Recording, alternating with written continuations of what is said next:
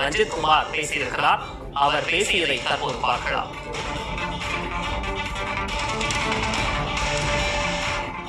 நான் சொன்ன 3 எழுத்து கட்சி தான் ஆட்சிக்கு வரணும்.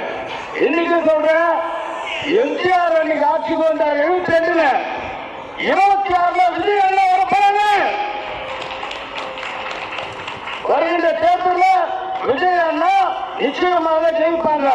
எதுக்காக அவங்களுக்கு ஒத்துழைப்பு கொடுக்கிறேன்னா, ஊழல் இல்லாத ஆட்சி, ஊழல் இல்லாத ஆட்சி, ஊழல் இல்லாத ஆட்சி.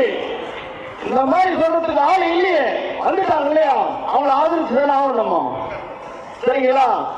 அதுக்காக பல பேர் பல இயக்கத்தில் இருந்தாலும் கூட தயவு செய்து ஊழல் இல்லாத ஆட்சிக்கு ஒரு வாய்ப்பு கொடுப்போமே.